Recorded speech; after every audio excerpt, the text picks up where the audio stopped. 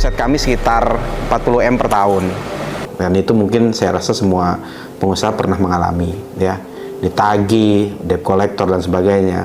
Karena belum menjadi pengusaha yang kuat menurut saya kalau belum pernah merasakan ditagih oleh debt collector, ditagih oleh supplier, dikejar-kejar, dimaki-maki. Itulah yang menjadi mungkin penguat kita sebagai pengusaha. Allah sudah meridhoi, orang tua sudah meridhoi, ya apapun itu bisa terjadi. Tanpa ada modal saya bisa mulai usaha. Sampai dengan saat ini, dari awalnya itu hanya 3 karyawan, tempat sewa, kendaraan sewa, mesin seadanya, sampai sekarang alhamdulillah. Yang sekarang saya punya ini memang sudah jalan yang terbaik. Artinya tidak menyesal, dulu tidak melakukan hal yang sudah saya lewati. Hanya sekarang yang tinggal bagaimana saya mengembangkan perusahaan saya, mengembangkan bisnis saya, karir, dan tentunya menambah terus network dan wawasan saya. Semangat dan yakin bahwa sukses itu bukan untuk ditunggu, tapi sukses harus dijemput, tentunya dengan proses dan perjuangan, dan dikuatkan dengan doa. Saya Marwan Suherwan, saya lahir di Kabupaten Bogor 5 April 1991, dan saya anak ke-7 dari 7 bersaudara. Mungkin banyak yang kenal bahwa saya ini Ketua HIPMI Kota Bogor, tapi ada juga yang kenal saat ini saya ini Kepala Desa di Desa Babakan, Kecamatan Ciseeng, Kabupaten Bogor. 2 tahun ini saya menjabat sebagai Kepala Desa. Nah, ini kalau bicara background sebetulnya dari sisi keluarga, dulu kebetulan almarhum ayah saya hanya seorang pedagang buah. Kenapa saya bisa jadi seorang pengusaha? Yaitu ada darah seorang pedagangnya. Ibu saya setelah ayah saya meninggal, seorang asisten rumah tangga, seorang tukang kuli nyuci di rumah orang. Kenapa saya bisa jadi ketua HIPMI? Kebetulan kita punya senior mantan ketua HIPMI, namanya Kang Zulfikar Priyatna. Ini kalau di Kota Bogor bahkan nasional tuh udah kenal semua. Sekarang beliau Sekum di BPD HIPMI Jawa Barat. Nah, beliau yang mendorong saya, yang akhirnya menjadikan ketua HIPMI Kota Bogor. Nah, tadi kalau ditanya kenapa bisa jadi kepala desa, padahal latar belakang keluarga juga nggak ada yang di politik, nggak ada seorang politisi. Itu tadi, saya selalu berpikir bagaimana saya bisa memberikan manfaat yang luas. Kalau saya jadi pengusaha, penerima manfaatnya mungkin keluarga pertama, karyawan. Ketika saya menjadi kepala desa, ini banyak sekali yang akan menerima manfaat ketika memang saya menjalankan amanah warga saya dengan baik. Nah, ini sebetulnya yang mendorong. Saya ingin waktu itu ada perubahan di desa saya, Desa Babakan. Kenapa? Dengan latar belakang saya sebagai pengusaha, tentunya saya ingin mendorong secara ekonomi bagaimana desa saya ekonominya bisa mandiri, warga sayanya bisa memiliki usaha, UMKM-nya maju. Nah, mungkin salah satu caranya, satu-satunya cara mungkin yang lebih efektif adalah saya menjadi pimpinan di desa itu. Nah, sekarang di desa kami, alhamdulillah, BUMDes kami sekarang sesuai dengan arahan Menteri Pembangunan Desa, bahwa ketahanan pangan dikelola oleh BUMDes, kami sudah lakukan. Apa ketahanan pangan kami? Ayam petelur. Kenapa pilih ayam petelur? Pertama, untuk telur itu sangat dibutuhkan oleh masyarakat dan harganya terjangkau. Ya, dari masyarakat menengah ke bawah, bahkan masyarakat mohon maaf miskin, sampai masyarakat yang secara ekonominya cukup, mereka semua makan telur. Nah, makanya saya ingin desa saya mempunyai kandang sendiri, akhirnya bisa memenuhi kebutuhan telur, kebutuhan pasar telur di desa kami. Dan juga dari hasil ketahanan pangan ini kami bisa memberikan bantuan untuk warga yang rawan gizi atau stunting. Sekarang kita ada di kandang ketahanan pangan Desa Babakan, desa yang saya pimpin. Yang mana kandang ketahanan pangan ini dikelola oleh BUMDes sesuai dengan arahan Menteri tentunya, bahwa ketahanan pangan dikelola oleh BUMDes, yang mana sumber dari dana ketahanan pangan ini dari dana desa 20%. Nah, tahun ini kami menganggarkan ketahanan pangan untuk ayam petelur. Hingga harapan kami ke depan desa kami bisa benar-benar menjadi desa mandiri secara pendapatan melalui badan usaha milik desa. Dan lagi nanti ditambah dengan Koperasi Merah Putih yang sedang kami bentuk saat ini. Flashback ke belakang, apakah ada yang mau dirubah atau diperbaiki? Saya rasa apa yang sekarang saya punya ini memang sudah jalan yang terbaik. Artinya tidak menyesal, dulu tidak melakukan hal yang sudah saya lewati. Hanya sekarang yang tinggal bagaimana saya mengembangkan perusahaan saya, mengembangkan bisnis saya, karir, dan tentunya menambah terus network dan wawasan saya.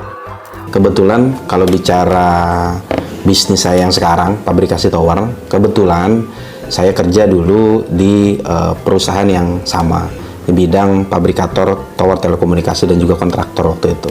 Cara kesiapan modal tidak ada, kesiapan SDM tidak ada, tapi memang dengan modal Bismillah, saya percaya ketika memang Allah sudah meridhoi, orang tua sudah meridhoi, ya apapun itu bisa terjadi. Awalnya itu hanya 3 karyawan, tempat sewa, kendaraan sewa, mesin seadanya. Sampai sekarang alhamdulillah kita sudah punya workshop, beberapa workshop yang permanen, artinya milik sendiri.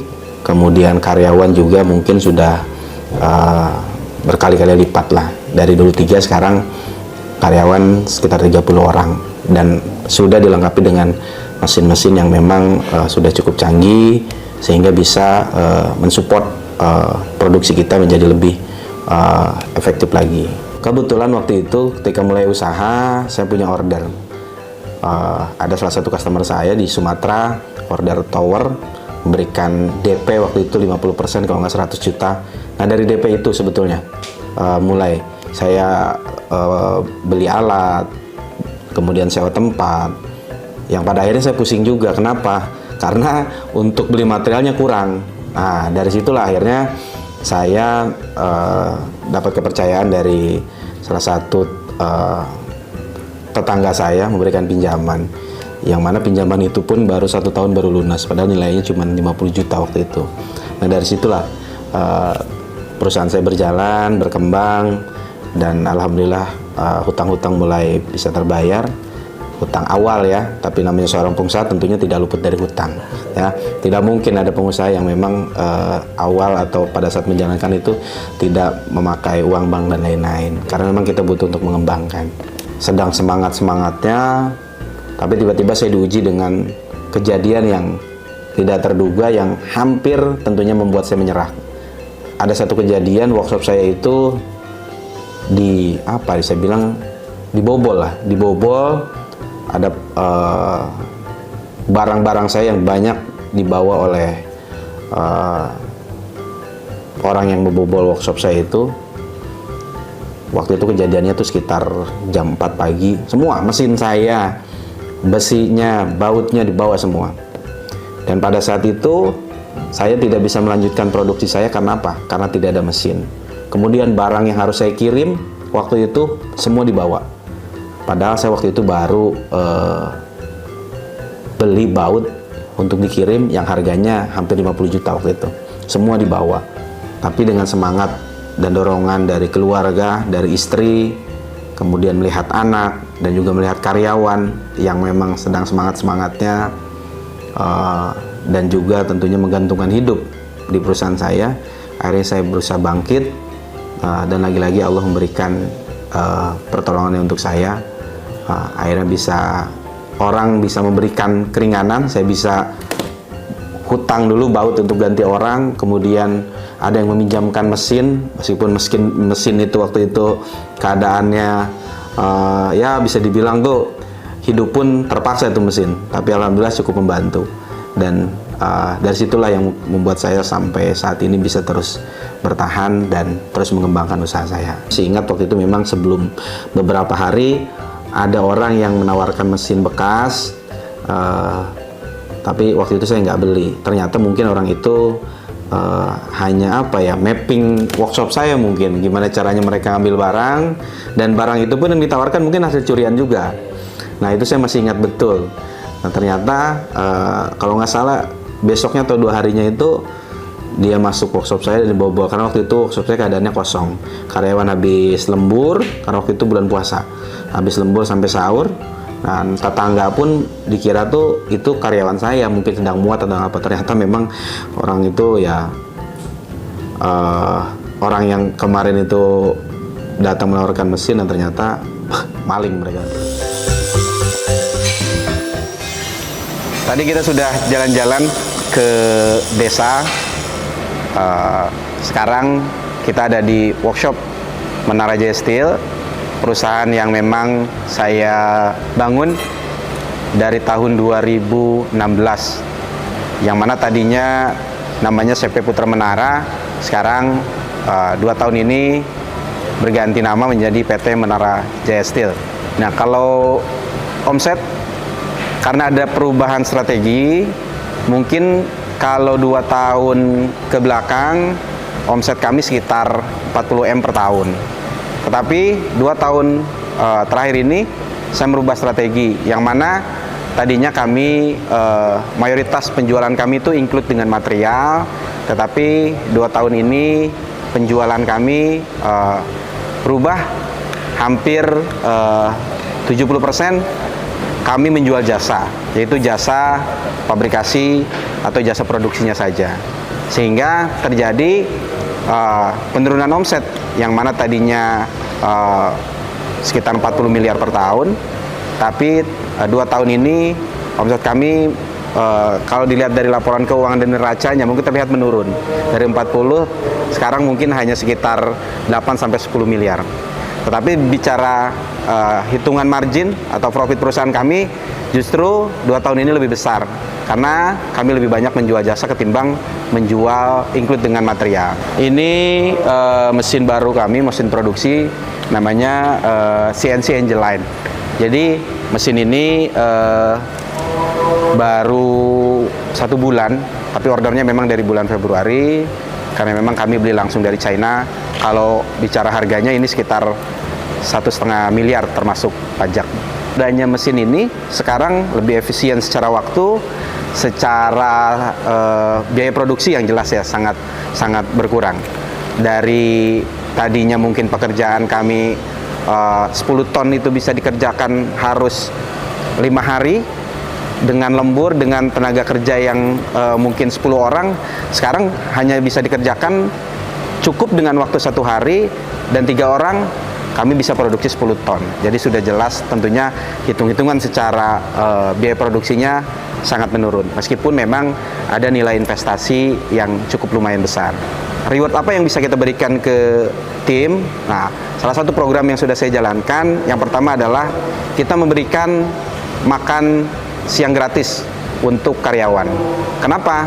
Karena saya ingin bahwa setiap karyawan saya yang bekerja setiap hari tidak lagi memikirkan makan siang dengan apa, kemudian tidak lagi harus menghitung makan siang ketika kerja itu berapa. Jadi dia cukup datang ke tempat kerja, makan siang sudah disiapkan.